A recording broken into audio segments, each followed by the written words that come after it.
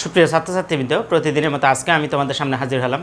আজকেও তোমরা যারা নবম দশম শ্রেণীর স্টুডেন্ট আছো অথবা এসএসসি পরীক্ষার্থী আছো, তোমাদের জন্যই হিসাব বিজ্ঞান তোমাদের যে সাবজেক্টটা আছে সেখান থেকে নবম অধ্যায়ের রেয়ামিল নিয়ে আজকে হাজির হলাম।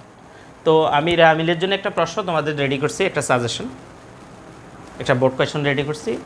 এই বোর্ড কোয়েশনটা করার আগে রেয়ামিলের একটু প্রারম্ভিক আলোচনা আমি তোমাদের করে দিব, তারপরে এই প্রশ্নগুলো কোন ধরনের আসে এবং কীভাবে সলভ করতে হয় সেটা দেখাবো। ফার্স্ট আমরা জেনে নিব যে রেয়ামিল কী, রেয়ামিল কেন করা হয়। তোমরা জানো, তোমরা যে আগের অধ্যায়টাতে খতিয়ান করে আসছো, খতিয়ান থেকে কতগুলো উদ্বৃত্ত বা ব্যালেন্স বের করছো, সেই খতিয়ানের উদ্বৃত্তগুলো ঠিক আছে কিনা সেটার গাণিতিক শুদ্ধতা যাচাই করার জন্য খতিয়ানের উদ্বৃত্তগুলোকে ডেবিট এবং ক্রেডিট সাজিয়ে একটা বিবরণী তৈরি করা হয়। সেটাকে বলা হয় মূলত কি, রেয়ামিল। অর্থাৎ খতিয়ানের উদ্বৃত্তগুলোর গাণিতিক শুদ্ধতা যাচাই করার জন্য যে বিবরণী তৈরি করা হয় তাকে বলা হয় কি, রেয়ামিল। তো রেয়ামিলের মধ্যে তোমরা একটা জিনিস খেয়াল করবা, একটা রুলস আছে, রেয়ামিলকে ডেবিট ক্রেডিট সাজিয়ে লিখতে হয়। রেয়ামিলের একটা চক আছে, প্রথমে ক্রমিক নং, হিসাবের নাম, খতিয়ান পৃষ্ঠা, ডেবিট টাকা, ক্রেডিট টাকা। তো আমাদের ডেবিট ক্রেডিটটা কীভাবে সাজাবো সেটা আজকে একটু প্রাথমিকভাবে দেখাই দেব। তোমাদের নবম দশম শ্রেণীতে ডেবিট ক্রেডিট শেখার সবচেয়ে সহজ পদ্ধতি হলো কোনটা, খেয়াল করো, রেয়ামিলে। আমি একটু লিখে দিছি, রেয়ামিলে ডেবিট ক্রেডিট নির্ণয়, ডেবিট ক্রেডিট নির্ণয়, ঠিক আছে। ডেবিট হবে সকল খরচ, সম্পদ উত্তোলন, খরচ হ্রাস, আয় হ্রাস ইত্যাদি। তাহলে ডেবিট কী হতে পারে, খেয়াল করো, সকল খরচ বা ব্যয় যেগুলো বলি সেগুলো সব ডেবিট হবে। কোনো সম্পদ থাকলে ডেবিট হবে, উত্তোলন থাকলে ডেবিট হবে। আর যদি আয় হ্রাস পায়, আয় হ্রাস মানে কি, তোমার বিক্রয় ফেরত যদি থাকে, বিক্রয় বাট্টা যদি থাকে, এগুলোর দ্বারা আমার আয়ের পরিমাণ কমে যায়, সেজন্য আয় হ্রাসও ডেবিট হয়। এখন আমরা দেখব ক্রেডিট কি হয়। ক্রেডিট সকল আয়, সকল কি, আয়, দায়,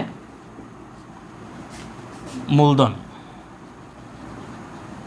আয়, দায়, মূলধন, তারপরে খরচ হ্রাস বা ব্যয় হ্রাস। খরচ হ্রাস বলতে কি বুঝি আমরা, খরচ হ্রাস বলতে বুঝি ক্রয় ফেরত, ক্রয় বাট্টা, এই ধরনের দফাগুলো থাকলে সেগুলো ক্রেডিট হবে।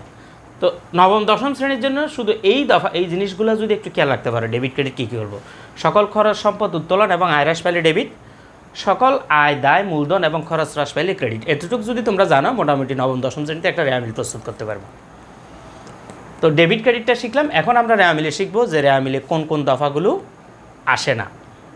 তাহলে এরপরে এটাকে যদি আমি ক দিই, খ নাম্বার দিয়ে দিচ্ছি, যে সকল দফা রেয়ামিলে আসে না, যে সকল দফা রেয়ামিলে আসে না, ঠিক আছে। কী কী দফা আসে না খেয়াল করো, শুধু চারটা দফা বলবো, সেই চারটা দফা একটু খেয়াল রাখবা নবম দশম শ্রেণীর জন্য।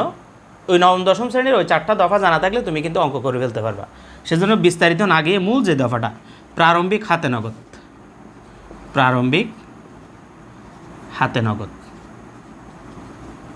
অথবা যে কোনো সম্পদ, প্রারম্ভিক হাতে নগদ বা সম্পদ। 2, প্রারম্ভিক ব্যাংক জমা, প্রারম্ভিক ব্যাংক জমা অথবা কি সম্পদ।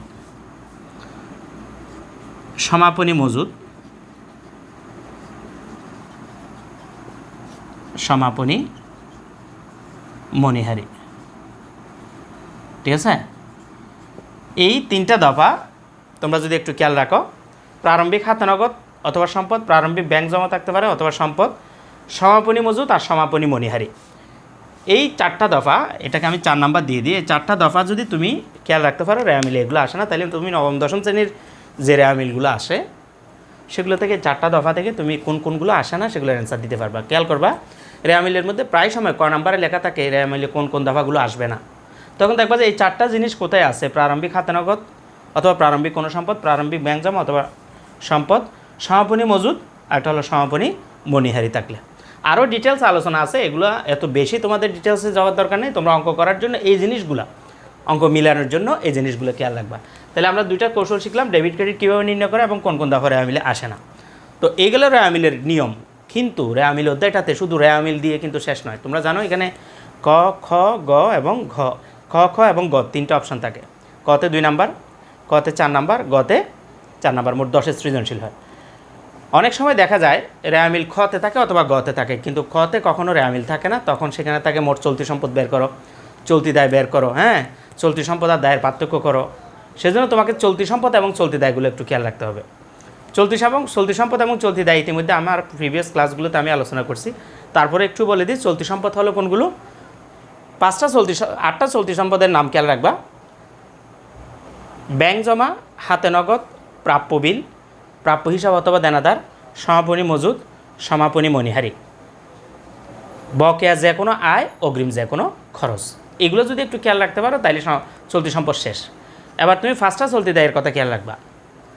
নবম দশম শ্রেণীর জন্য এগুলোই এনাফ, এত বিস্তারিত এত ডিটেলস যাওয়ার দরকার নেই। শুধু এই জিনিসগুলো দিলেই তুমি রেওয়া মিলে পার হয়ে যেতে পারবে নবম দশমে। তাহলে 5টা চলতি দায় কী খেয়াল করো? পাওনাদার, যেটার আরেক নাম হলো প্রদেয় হিসাব, প্রদেয় বিল, বকেয়া যে কোনো খরচ, বকেয়া হতে পারে বেতন, বকেয়া ভাড়া, বকেয়া যত খরচ আছে চলতি দেয়, অগ্রিম আয়, অগ্রিম যত আছে, অগ্রিম প্রাপ্ত যে কোনো আয়, তারপর আছে তোমার ব্যাংক জমা অতিরিক্ত। ঠিক আছে, এই 5টা চলতি দায়ের কথা খেয়াল রাখো। এই 5টা চলতি দায় এবং 8টা চলতি সম্পদ নিয়ে তুমি রেওয়া মিলটাকে ভালোভাবে অ্যান্সার দিতে 10-এ 10 তুলতে পারবে। ঠিক আছে, এরপর আমাদের স্থায়ী সম্পদ কি জানা থাকতে হয়। স্থায়ী সম্পদ আমরা জানি আমাদের ব্যবসা প্রতিষ্ঠানে যে সমস্ত সম্পদ দীর্ঘকাল ধরে ব্যবহৃত হয় এবং যেগুলো টাকার পরিমাণে বড় হয় সেগুলো হলো স্থায়ী সম্পদ। যেমন আসবাবপত্র, যন্ত্রপাতি, কলকবজা, কম্পিউটার, অফিস সরঞ্জাম, দালান কোঠা, ভূমি, হ্যাঁ, এগুলো কি স্থায়ী সম্পদ। তো এই প্রারম্ভিক আলোচনা থেকে আজকে একটা আমি তোমাদের জন্য সাজেশন করছি, তোমরা খেয়াল করো মনোযোগ দিয়ে। প্রথমে এই জিনিসগুলো একটু বাসায় স্টাডি করে নিবা, তারপর সৃজনশীল অঙ্কের দিকে খেয়াল করবা। তো আমিও তোমাদের সৃজনশীল অঙ্কে চলে যাচ্ছি।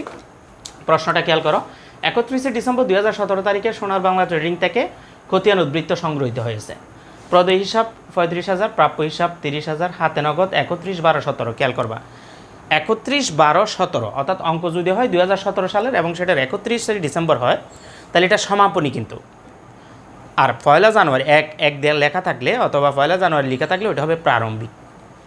হিসাব বিজ্ঞানের সমাপনী এবং প্রারম্ভিক শ্রেণীর রূপে হলো 31শে ডিসেম্বর যদি যেই বছরের অঙ্ক সেই বছর হয় তাহলে হবে সমাপনী। আবার 1 জানুয়ারি অথবা 1 দিয়ে যেই বছরের অঙ্ক, অর্থাৎ 2017 সাল 1 এটা প্রারম্ভিক।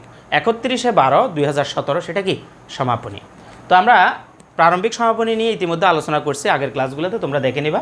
হাতে নগদ 31/12 যেটা আছে এটা সমাপনী। হাতে নগদ আরেকটা লেখা আছে দেখো 1/1/2017, 1 মানে যেটা বলছিলাম এটা কি প্রারম্ভিক। এখানে লেখা আছে দেখো প্রারম্ভিক, হাতে নগদ আসবে না।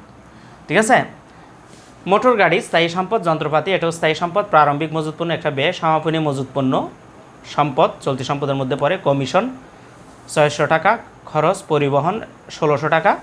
ঠিক আছে, এখানে একটা খেয়াল করো তো, এই যে আমরা 9 নম্বরে 10 নম্বরে কমিশন পরিবহন, এগুলো কি কমিশন খরচ, পরিবহন খরচ, পরিবহন কি প্রাপ্তি না পরিবহন প্রদত্ত, কমিশন প্রদত্ত না কমিশন প্রাপ্ত, কিছু উল্লেখ নেই। খেয়াল করবা যে সমস্ত অঙ্কে যে সমস্ত দফার সাথে প্রদত্ত বা প্রাপ্ত উল্লেখ থাকবে না অথবা খরচ বা আয় উল্লেখ থাকে না, ওই দফাগুলোকে অবশ্যই খরচ হিসাব ধরে অঙ্ক করতে হবে। এটা হলো রক্ষণশীল নীতির একটা ফর্মুলা। খেয়াল করবা কনজারভেটিভ রুলস বলে এটাকে।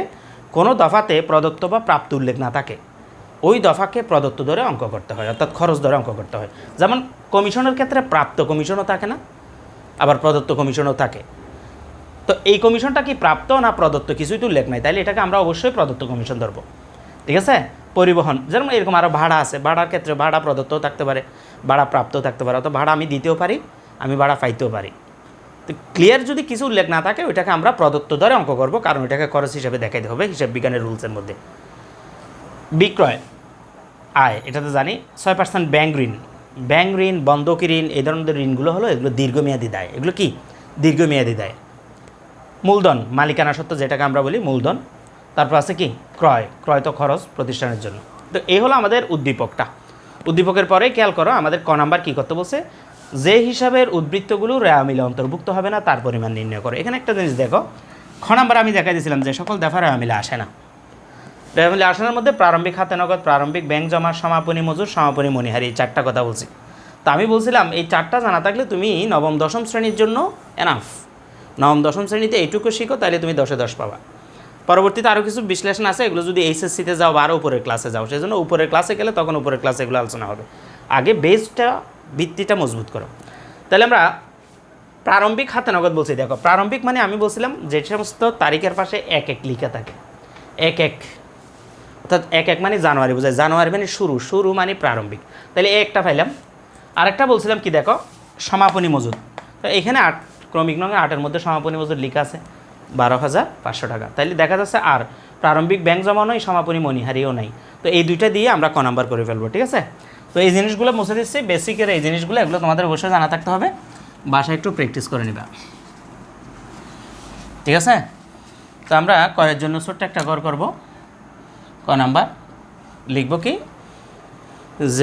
যে সকল উদ্বৃত্তগুলো রেওয়া মিলে, যে হিসাবের উদ্বৃত্ত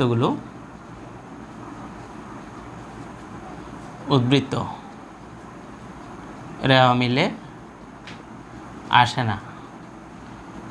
আসে না বা অন্তর্ভুক্ত হয় না, যে হিসাবের উদ্বৃত্ত রেওয়া মিলে অন্তর্ভুক্ত হবে না, ঠিক আছে, তার পরিমাণ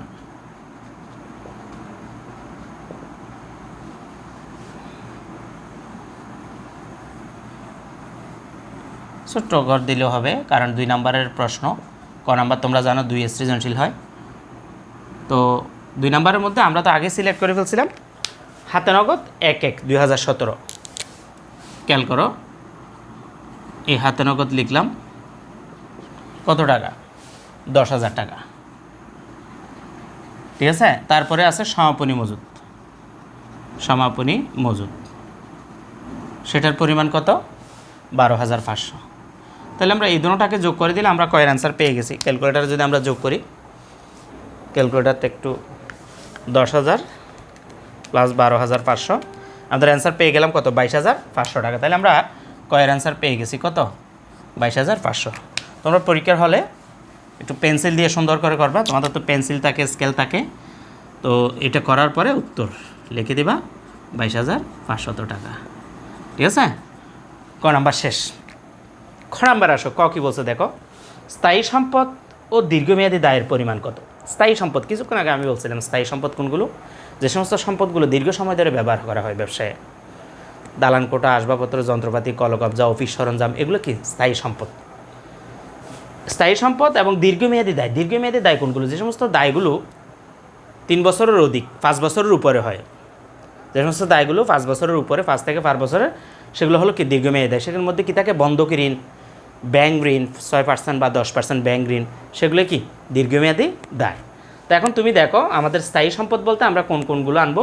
5 তারিখে আছে মোটর গাড়ি, যন্ত্রপাতি, এগুলো স্থায়ী সম্পদ, তাই না।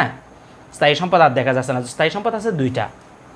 তারপর দীর্ঘমেয়াদী দায় কয়টা আছে, শুধু একটাই আছে, ব্যাংক ঋণ। এখানে কোনো বন্ধকি ঋণ নেই, একটাই 6% ব্যাংকে আছে। তাহলে এই স্থায়ী সম্পদ দোনোটাকে যোগ করে, সেই দোনোটার যোগফল থেকে যদি আমি এই 6% ব্যাংক ঋণটাকে মাইনাস করে দিই, তাহলে আমাদের পার্থক্যটা বের হয়ে যাবে, কত টাকা ডিফারেন্স দোনোটার মধ্যে। তো সেই জিনিসটা আমরা করবো, খেয়াল করো। আমরা মুছে দিচ্ছি, এটা মুছে দিয়ে উপরে লিখবো, ওরা যা বলছে তা লিখবো। খ নাম্বার, স্থায়ী সম্পদ ও দীর্ঘমেয়াদী দায়ের পার্থক্য। স্থায়ী সম্পদ ও দীর্ঘমেয়াদী দায়ের পার্থক্য, ঠিক আছে। লিখে বিবরণ 2টা টাকার ঘর দিব। তোমরা তো এই ঘরগুলো জানো আগে থেকে। বিবরণ 2টা টাকার ঘর দিলাম। ফার্স্টে আমরা স্থায়ী সম্পদগুলো লিখব। কি লিখব, স্থায়ী সম্পদ সমূহ। স্থায়ী সম্পদ কিছুক্ষণ আগে যে 2টা সিলেক্ট করছি এই অঙ্কে, সেই 2টাই স্থায়ী সম্পদ। অনেকগুলো আছে, কিন্তু কোনো অঙ্কে সবগুলো থাকবে এমন কোনো কথা নয়। যে কয়টা থাকে সেটা দিয়ে আমরা স্থায়ী সম্পদ রেডি করব। খেয়াল করো, মোটর গাড়ি আছে 1 লাখ টাকা, যন্ত্রপাতি 2 লাখ টাকা, এই দুইটাই আমরা লিখে দেব। তাহলে প্রথমে আমরা মোটর গাড়িটা লিখব।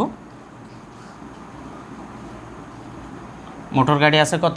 1 লাখ, ঠিক আছে, লিখলাম। তারপরে আছে যন্ত্রপাতি। যন্ত্রপাতি কত আছে দেখো, যন্ত্রপাতি আছে 20,000, সরি যন্ত্রপাতি আছে 2 লাখ, ঠিক আছে, 2 লাখ। তাহলে 1 লাখের নিচে আমরা 2 লাখ লিখতেছি। মোট 3 লাখ টাকা স্থায়ী সম্পদ। স্থায়ী সম্পদ কত? 3 লাখ। সেখান থেকে আমরা মাইনাস দীর্ঘমেয়াদী দায়, ঠিক আছে, দীর্ঘমেয়াদী দায়। দীর্ঘমেয়াদী দায় কোনগুলো বলছি কিছুক্ষণ আগে? তোমার ব্যাংক ঋণ, বন্ধকি ঋণ, ঠিক আছে, সেগুলোই দীর্ঘমেয়াদী দায়। তাহলে আমাদের 6% ব্যাংক ঋণ একটাই আছে, 6% ব্যাংক ঋণ লিখে দিলাম। সেটা কত টাকা দেখো? 1,34,000 টাকা। যেহেতু একটা আছে, খেয়াল করবে এই যে ফার্স্ট ঘর কখন লিখবো, সেকেন্ড ঘরে একসাথে কখন লিখবো জানো? যদি কোনো দফা একাধিক থাকে, অর্থাৎ একের বেশি থাকে, সেগুলোকে প্রথম ঘরে লিখবো। যেমন দেখো স্থায়ী সম্পদ 2টা আছে, সেজন্য সেই দুটোটা যোগ করে বাইরে আনছি। আর যে সমস্ত দফায় শুধু একটা থাকে, সেটা সরাসরি আমরা বাইরে লিখে দিতে পারি। তাহলে দীর্ঘমেয়াদী দায় যেহেতু একটাই আছে, আমরা এটা একদম লাস্টে লিখে দিলাম 1,34,000 টাকা। এখন তুমি দেখো 3 লাখ থেকে 3 লাখ মাইনাস 1,34,000, তাহলে হবে কত? 1,66,000 টাকা। আমাদের পার্থক্য কত বের হবে? 1,66,000। তাহলে আমাদের খ নাম্বার আনসার পেয়ে গেছি। স্থায়ী সম্পদ ও দীর্ঘমেয়াদী দায়ের পার্থক্য আমরা উত্তর দিয়ে লিখে দিতে পারি। উত্তর পার্থক্য কত? 1,66,000 টাকা। তোমরা কিন্তু স্কেল দিয়ে করবা সুন্দর করে। আমরা জাস্ট ফরম্যাটটা দেখা দিচ্ছি, তোমরা একদম স্কেল দিয়ে, হ্যাঁ, পেন্সিল দিয়ে গড়গুলো করে তারপর অঙ্ক করবা। তো আজকে আমাদের এই সাজেশনের পার্ট 1টা দেখাই দিলাম। পার্ট 1-এ একটু প্রাথমিক আলোচনা করছি, সেগুলো একটু ফলো করবা। ডেবিট ক্রেডিট রেওয়ামিলি কীভাবে বসায় সেটা শিখেছি, সেটা দেখবা। এবং কীভাবে কোন কোন দফাগুলো রেওয়ামিলি আসে না সেগুলো বলছি, সেগুলো একটু ফলো করবা। আশা করি তোমাদের এই দফাগুলো করার পরে, একটু দেখার পরে, রুলসগুলো একটু মনোযোগ সহকারে দেখার পরে রেওয়ামিলি তেমন একটা সমস্যা হবে না। সবচাইতে সহজ অধ্যায়। তো আমরা পার্ট 2-তে এই সাজেশনের রেওয়ামিলির পার্ট 2-তে গ নাম্বার দিয়ে, এখানে আমি ক খ দুইটা দিছি, দেখো গ দিই নেই, গ এর পরেই দিব। তোমরা চোখ রাখো আমার চ্যানেলে। রেওয়ামিল প্রস্তুত করতে বললে কীভাবে করবো সেটা দেখাবো। ভালো থাকবে সবাই, শুভকামনা রইল। আসসালামু আলাইকুম ওয়া রাহমাতুল্লাহি ওয়া বারাকাতুহু।